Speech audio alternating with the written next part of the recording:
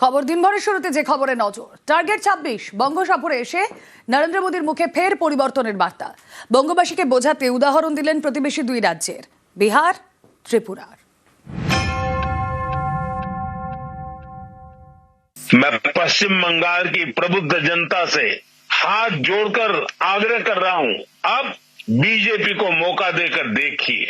एक बार यहां बीजेपी की डबल इंजन सरकार बनाकर देखिए, हम कितनी तेजी से बंगाल का विकास करते हैं। पश्चिम बंगाल का हर गांव, हर शहर, हर गली, हर मोहल्ला कह रहा है, बाजते छाई बीजेपी ताई।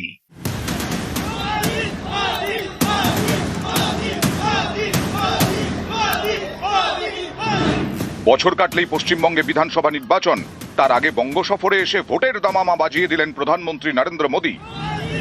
বুঝিয়ে দিলেন 26-এ তাঁর টার্গেট বাংলা।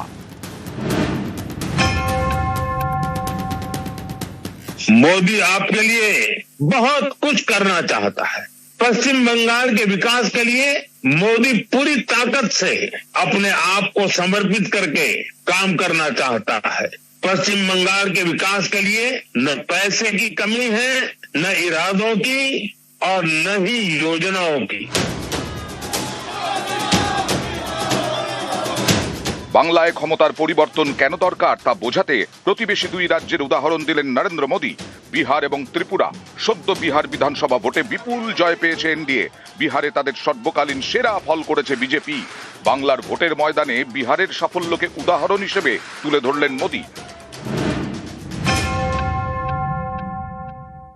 बिहार ने विकास के लिए फिर से एनडीए सरकार को प्रचंड जनादेश दिया है। बिहार में भाजपा एनडीए की प्रचंड विजय के बाद मैंने कहा था, गंगा जी बिहार से बहते हुए ही बंगाल तक पहुंचती है। तो बिहार ने बंगाल में भाजपा की विजय का रास्ता भी बना दिया है। अब पश्चिम बंगाल में जो महाजंगल राज चल रहा है, उससे हमें मुक्ति पानी है। हमारे बगल में त्रिपुरा देखिए, कम्युनिस्टों ने 30 साल तक त्रिपुरा को बर्बाद कर दिया था। त्रिपुरा की जनता ने हमें मौका दिया, हमने त्रिपुरा की जनता के सपनों के अनुरूप त्रिपुरा को आगे बढ़ाने का प्रयास किया।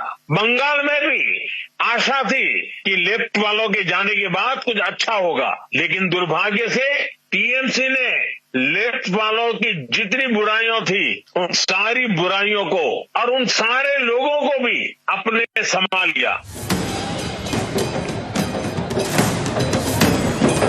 2019-এর লোকসভা ভোটে এ রাজ্যে বিপুল সাফল্য পায় বিজেপি। 21-এর বিধানসভা ভোটে বাংলা দখলের টার্গেটে সর্বশক্তি নিয়ে ঝাঁপিয়েছিল পদ্ম ব্রিগেড, কিন্তু 77-এই থেমে যায় লড়াই। এবার 26-এ ফের মিশন বাংলা নিয়ে ময়দানে বিজেপি। এবছরে এ নিয়ে চতুর্থবার বাংলা সফর করলেন প্রধানমন্ত্রী। নিউজ 18 বাংলা। প্রধানমন্ত্রীর জঙ্গলরাজ তোপে পাল্টা তৃণমূলের। বিজেপি আমলে দেশ জুড়ে জঙ্গলরাজ বলে তোপ, বাংলায় উন্নয়নের খতিয়ান দিয়ে তোপ কুণালের।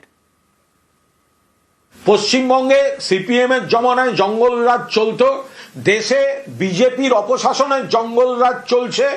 সেখানে পশ্চিমবঙ্গ হচ্ছে স্বর্গোদ্যান। পশ্চিমবঙ্গে মানুষ অত্যন্ত উন্নয়নের মধ্যে আছেন, তারা দিদির সামাজিক কর্মসূচিতে সুরক্ষিত রয়েছেন।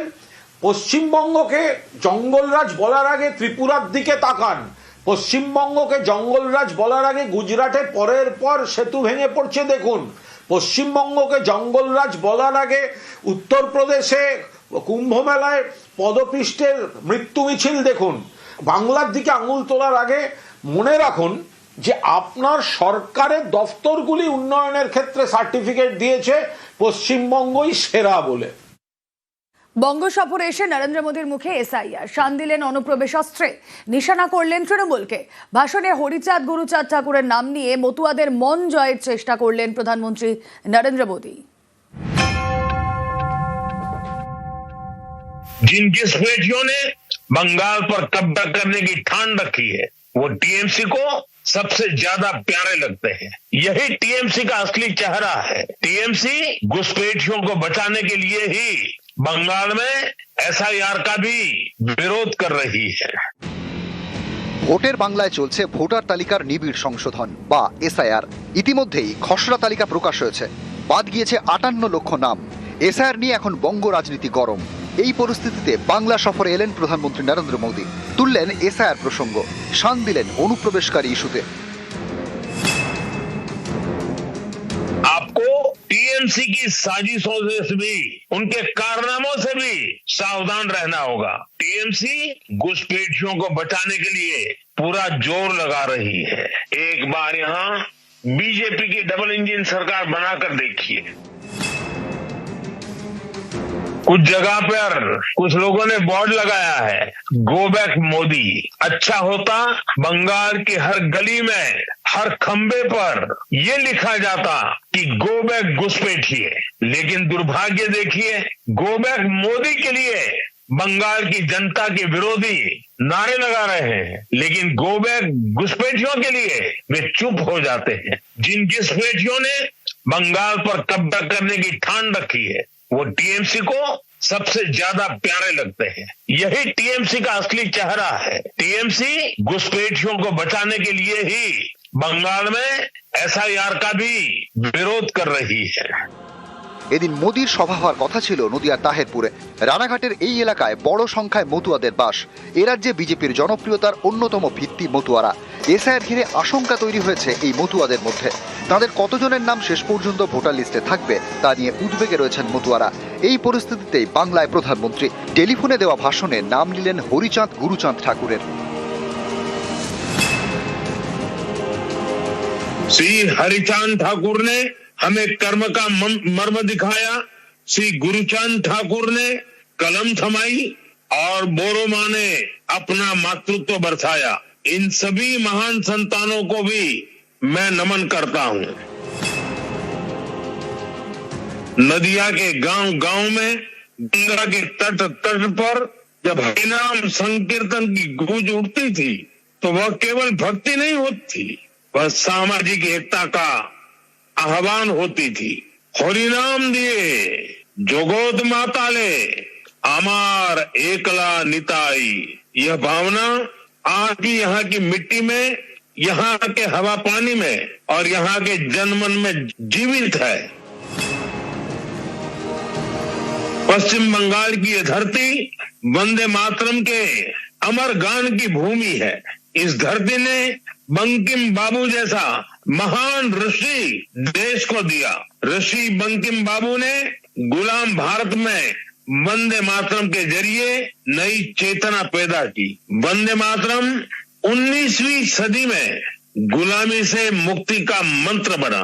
21वीं सदी में वंदे मातरम को हमें राष्ट्र निर्माण का मंत्र बनाना है। নিউজ 18 বাংলা। অনুপ্রবেশ রোখার দায়িত্ব কেন্দ্রের। রাজ্য পুলিশের কাজ অনুপ্রবেশ ঠেকানো নয়। অনুপ্রবেশ ইস্যুতে কেন্দ্রকে নিশানা কুণাল ঘোষের। নরেন্দ্র মোদীজি মুখ থেকে যতবার ঘুষপেটিয়া বলে বেরোবে, অনুপ্রবেশ বেরোবে, যান না এখানে আপনি বক্তৃতা না দিয়ে অমিত শাহের সঙ্গে কথা বলুন।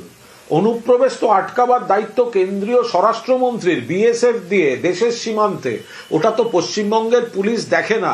আর দুই, আপনাদের এসআইআর এত বড় লিস্ট বেরিয়ে গেল, খসড়া ভোটার তালিকা বেরোলো, কে কোন কারণে বাদ বেরিয়ে গেল, কোথাও তো লেখা নেই সেখানে রোহিঙ্গা আছে, কোথাও তো লেখা নেই অবৈধ অনুপ্রবেশকারী এই কারণে বাদ গিয়েছে।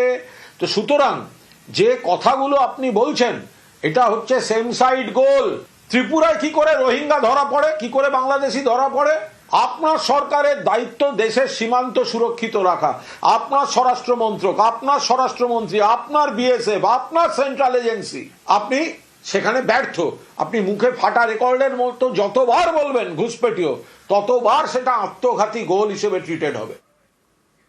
এসআইআর এর সবচেয়ে বিপদে হিন্দু মতুয়ারা। মতুয়াদের আতঙ্ক কাটাতে কোনো বার্তা নেই মোদির। সরব ঠাকুরবাড়ির সদস্য মমতা বালা ঠাকুর।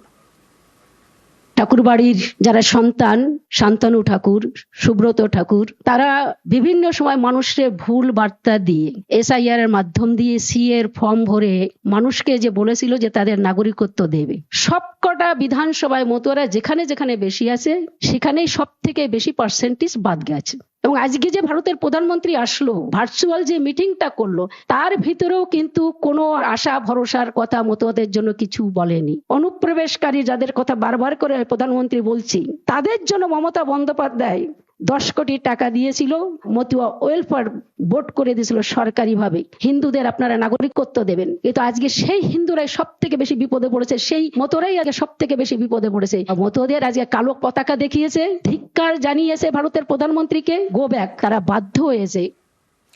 ফিরে গিয়ে মতুয়া বার্তা, এক্স হ্যান্ডেলে মতুয়াদের বার্তা প্রধানমন্ত্রী। তাহিরপুরে সবাই যেতে পারেননি মোদী, ফোন বার্তায় তৃণমূলকে আক্রমণ প্রধানমন্ত্রীর। পরে সোশ্যাল মিডিয়ায় মতুয়া বার্তা প্রধানমন্ত্রী। এক্স হ্যান্ডেলে মোদী লিখেছেন,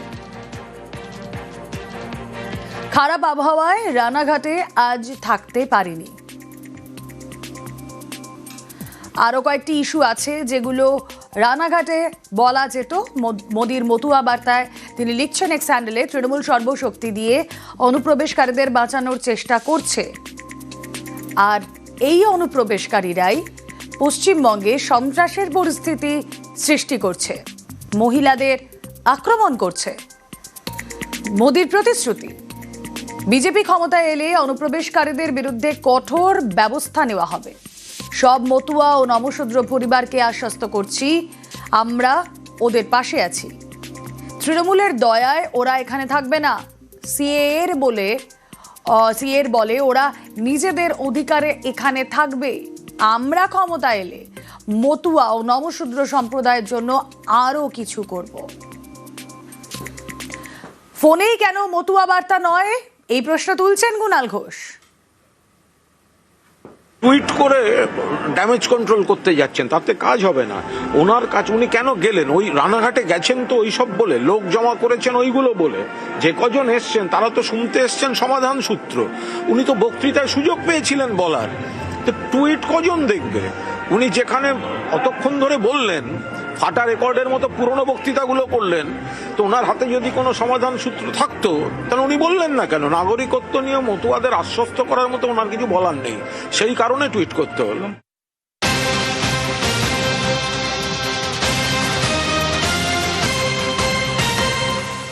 বছরের শেষেই ফের রাজ্যে শাহ নাড্ডা। 30-31 ডিসেম্বর রাজ্যে আসতে পারেন অমিত শাহ। দুদিনের রাজ্য সফরে সাংগঠনিক বৈঠকের সম্ভাবনা। বিস্তারিত জানাবেন প্রতিনিধি সুস্মিতা, রয়েছেন সঙ্গে। সুস্মিতা,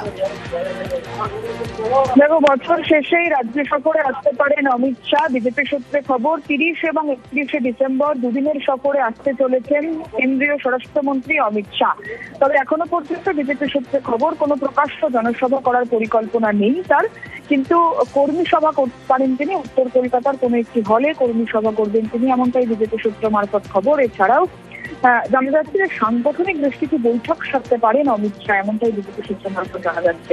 এবং রাজ্যে 2026 নির্বাচনের আগে অমিত শাহ মতো সাংগঠনিক নেতৃত্ব, দিল্লির কেন্দ্রীয় নেতৃত্ব, তার এই মুহূর্তে আগমন অত্যন্ত, বা আসার কথা যেমন শোনা যাচ্ছে, সেটা অত্যন্ত রাজনৈতিকভাবে গুরুত্বপূর্ণ। আমরা গতকালই দেখেছি প্রধানমন্ত্রী নরেন্দ্র মোদী তিনি মতুয়াগড়ে ভার্চুয়ালি সভা সেরেছেন। তার পরবর্তী সময়ে মতুয়াগড় নিয়ে কেন্দ্রীয় স্বরাষ্ট্রমন্ত্রী অমিত শাহ, কিংবা এসআইআর নাগরিকত্ব ইস্যু নিয়ে স্বরাষ্ট্রমন্ত্রী অমিত শাহ তিনি এ রাজ্যে এসে তার সাংগঠনিক বৈঠকের মাধ্যমে কোনো বার্তা দেন কিনা রাজ্য নেতৃত্বকে, সেটা এই মুহূর্তে দেখার। রুমেলা, বেশ।